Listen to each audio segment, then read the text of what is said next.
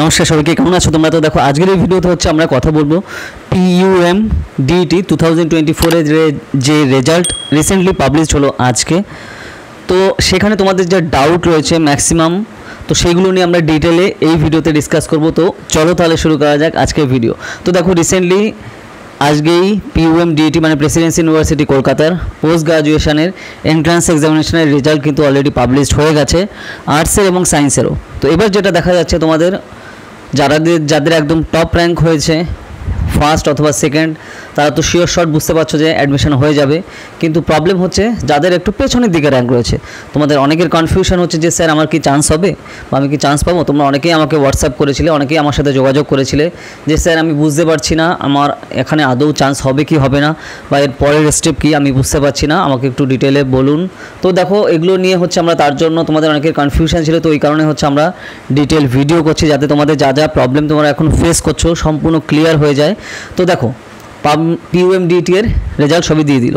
তো এবার তুমি তোমার রেজাল্ট দেখে নিয়েছো, ঠিক আছে। এবার যেটা মাথায় রাখতে হবে, ধরো তোমার GMR র্যাঙ্ক এসছে 40, GMR মানে জেনারেল মেরিট র্যাঙ্ক, সেটাকে শর্টে GMR বলা হয়, ওকে। আর ধরো তুমি ক্যাটাগরি থেকে বিলং করে হচ্ছে SC ক্যাটাগরি, ধরো SC ক্যাটাগরিতে তোমার র্যাঙ্ক 2 হলো আর GMR-এ তোমার 40 এসছে, তার মানে কি তোমার কি চান্স হবে? হ্যাঁ, তোমার চান্স হওয়ার সম্ভাবনা খুবই প্রবল বা হয়ে গেছে বেসিক্যালি।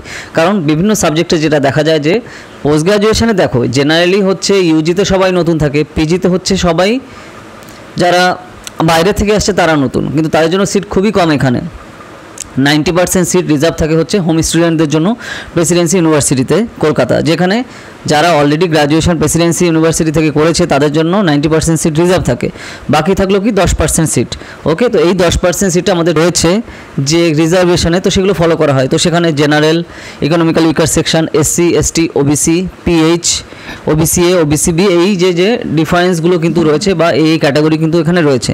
তো এই ক্যাটাগরির উপর বেস করে কিন্তু তোমার দেখা হবে যে তুমি এখানে চান্স পাবে কি পাবে না। তো ধরো OBCতে 4টে সিট রয়েছে ম্যাক্সিমাম, তো ধরো তোমার র্যাঙ্ক হলো 3, অবভিয়াসলি তুমি চান্স পেয়ে যাচ্ছ। আর ধরো OBCতে র্যাঙ্ক রয়েছে তোমার 15, তাহলে তো তুমি বুঝতেই পারছো যে অনেক পেছনে তুমি রয়েছো। তো স্যার তাহলে আমি কী করে বুঝবো যে কটা সিট রয়েছে? তো লাস্ট ইয়ারে কীরকম দেখে কোনো বোঝা যাচ্ছে? তো দেখো লাস্ট ইয়ারের যে ভ্যাকান্সি ছিল সেটা বা সিট ছিল সেটা লাস্ট ইয়ারের জন্য, সেটা কিন্তু এই বছর অ্যাপ্লিকেবল না। তো এই বছরের জন্য কবে কোন কোন ক্যাটাগরি থেকে কটা সিট আছে তার জন্য যেটা বুঝতে গেলে আমাদের ওয়েট করতে হবে। প্রেসিডেন্সি ইউনিভার্সিটি কলকাতার অফিসিয়াল সাইটে তারা কিন্তু আপডেট দিয়ে দেবে যে কটা সিট রয়েছে কোন কোন ক্যাটাগরিতে পোস্ট গ্রাজুয়েশনে যারা বাইরে থেকে আসছে, মানে বাইরে থেকে যারা তোমরা এন্ট্রান্স এক্সাম দিয়ে এখানে ঢুকতে চাচ্ছ। ধরো তুমি হিস্ট্রি ডিপার্টমেন্টে PUMDET এক্সাম দিয়েছিলে, তোমার র্যাঙ্ক এসছে 6, ঠিক আছে, এবং ভ্যাকান্সি হচ্ছে তোমার 3টে বা সিট রয়েছে 3টে। তো তাহলে তুমি বুঝতে পারছো যে শিওর শট তুমি বলতে পারছো না, কিন্তু তোমার কিন্তু ওয়েট করতে হবে যে যদি কেউ অন্য ইউনিভার্সিটিতে চলে যায় বা এক্সাম দিয়ে সে আর না কন্টিনিউ করে বা অন্য কোথাও চলে যাচ্ছে বা অন্য কিছু করছে বা তার সিট ক্যান্সেল করছে, তাহলে হচ্ছে পরের র্যাঙ্কে যারা আছে তাদেরকে ডাকা হবে। তো তাহলে তোমার কিন্তু একটা চান্স রয়েছে। কিন্তু এখন যদি তোমার এসসিতেই তোমার র্যাঙ্ক হয় 60, তাহলে তো তুমি বুঝতেই পারছো হওয়ার সম্ভাবনা কিন্তু নেই। কিন্তু তাও যারাই তোমাদের এখানে GMR র্যাঙ্ক আসছে তোমরা কিন্তু অবশ্যই ফর্ম ফিল আপ করবে, রেজিস্ট্রেশন করবে। পরবর্তীকালে যদি কোনো কারণে তোমার সিট খালি হয় তাহলে একটা কিন্তু সুযোগ থাকে, কারণ অনেক সময় দেখা যায় যেটা ইউজিতে আমরা দেখতে পেয়েছি থার্ড মেরিট লিস্টেরও কিন্তু আপডেট তারা দিয়ে দিয়েছে, ফার্স্ট সেকেন্ড থার্ড কবে কোন কোন জিনিসগুলো আসবে। তো সেই জন্য আমাদের অবশ্যই পজিটিভ অ্যাটিটিউড নিয়ে থাকতে হবে। তো যাদের র্যাঙ্ক আসছে তোমরা অবশ্যই ফর্ম ফিল আপ করে নেবে বা রেজিস্ট্রেশন করে নেবে, সেগুলো আপডেট পরবর্তীতে দিয়ে দেবে যে কবে কোনটা কী করতে হবে। তো সেই অনুযায়ী আমাদের বেসিক্যালি এগোনো দরকার। এই পার্টটা গেল। এইবার আসছে যেটা আমাদের খেয়াল রাখতে হবে যে আমরা যে এখানে ধরো তোমরা যারা এক্সাম দিলে ওপরের দিকে র্যাঙ্ক থাকলে তো বুঝতে পারছো যে তোমার হয়ে যাচ্ছে, মানে তুমি শিওর শট পেয়ে গেছো। আর যদি পরে তোমার র্যাঙ্ক থাকে তাহলে আমি বলবো just wait and watch, best of luck থাকলো তাদের জন্য, যে আগে তাদের জন্য ওয়েট করতে হবে বেসিক্যালি আগে কী পরপর আপডেট আসে। তো তার জন্য অফিসিয়াল সাইটে তো আছেই, সেখানে তোমরা অফিসিয়াল ওয়েবসাইটে তুমি আপডেট পেয়ে যাবে। আর তাছাড়া সেগুলো নিয়ে তো আমরা ডিটেল ভিডিও তো পরপর আমরা নিয়ে আসবো আমাদের চ্যানেলে, তো টেনশানের কোনো কারণ নেই, সব আপডেট তোমরা পেয়ে যাবে। তো এটা সবথেকে বেশি তোমাদের কনফিউশন হচ্ছিল, তোমরা বুঝতে পারছিলে না, তো তার জন্যই বেসিক্যালি আমরা কিন্তু ডিটেল ভিডিও করলাম যাতে তোমাদের পুরো ক্রিস্টাল ক্লিয়ার হয়ে যায় যে কী হচ্ছে এবং কী হতে চলেছে, ওকে। তো এটা সায়েন্স এবং আর্টস যে সাবজেক্টে তুমি এন্ট্রান্স দাও না কেন সবার জন্যই অ্যাপ্লিকেবল এই সিস্টেম। ভ্যাকান্সির ক্ষেত্রে বা সিট কটা আছে তার উপর ভিত্তি করে, ঠিক আছে। তো যাদের যাদের তোমাদের নাম এসছে, জিএমআর আসছে, তোমরা অবশ্যই কিন্তু কাউন্সিলিংয়ে যাও বা ফর্ম ফিল আপ করো, ঠিক আছে। সেগুলো আস্তে আস্তে আপডেট পেয়ে যাবে। তো সেগুলো খুবই তাড়াতাড়ি অফিসিয়াল সাইটে কিন্তু সেগুলো দিয়ে দেবে। তো তার জন্য ওয়েট করে বেসিক্যালি আমাদের থাকতে হবে, এবং যখনই দেবে তো সেই হিসাবে তোমরা পুরোপুরি আইডিয়াও পেয়ে যাবে, আর সেগুলো নিয়ে আমরা ডিটেল ভিডিও নিয়ে আসবো। তো এই হচ্ছে টোটাল ডিটেল। আশা করি তোমাদের যে কনফিউশন ছিল সেগুলো ক্লিয়ার হয়ে গেছে, যে স্যার আমার চান্স হবে কি হবে না আমি কী করে বুঝবো, বা আমি বুঝতে পারছি না, লাস্ট ইয়ারে এরকম কাট অফ এসছে এবারই এরকম হবে কি না। তো এরকম কোনো ব্যাপার না, কাট অফ চেঞ্জ হয় এক এক বছর, তো সেইভাবে বলা যায় না। তো তার জন্য সদার্থক মনোভাব রেখে কিন্তু এগোতে হবে, পজিটিভ অ্যাটিটিউড, যাতে দেখো তোমার হলেও কিন্তু হতে পারে, তো সেইভাবে খেয়াল রাখা দরকার। আর ধরো তোমার যদি অনেকই পেছনে র্যাঙ্ক হয় তো তাহলে তুমি বুঝতেই পারছো যে তোমার ওয়েট করে এখানে লাভ নেই, বা এটা নিয়ে ভাবারও দরকার নেই।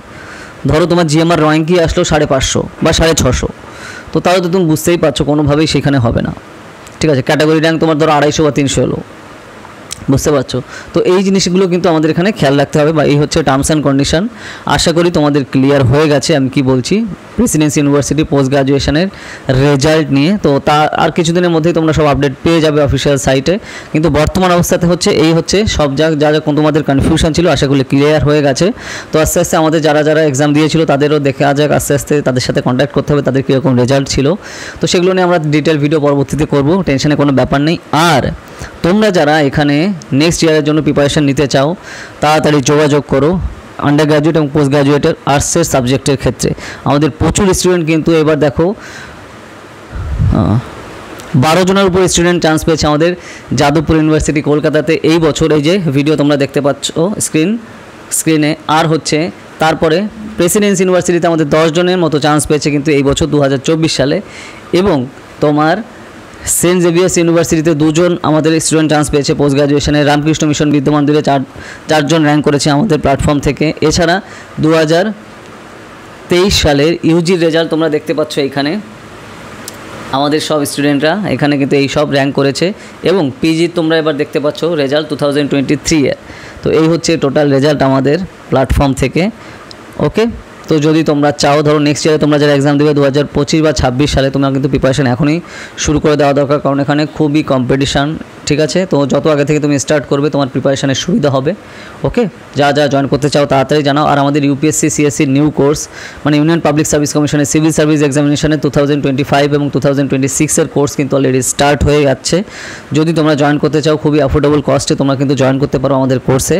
যা জয়েন করতে চাও তাড়াতাড়ি জানাও। এছাড়া ইউজিসি নেট, পলিটিক্যাল সায়েন্স এবং হিস্ট্রিও কোর্স কিন্তু স্টার্ট হয়ে গেছে, ঠিক আছে। আশা করি তোমাদের কনফিউশন ক্লিয়ার হয়ে গেছে। আর যদিও তোমাদের আর কোনো কোয়ারি থাকে আমাকে কমেন্টে জানাও, আমি অ্যান্সার দেওয়ার চেষ্টা করব। আর যে কোনো টপিকে তোমাদের অনেকগুলো কোয়ারি যদি থাকে তাহলে সেই টপিকে আমাদের ভিডিও চলে আসবে, সমস্যা নেই, ঠিক আছে। আর এগুলো নিয়ে আমরা শর্টস ভিডিও আপলোড করব।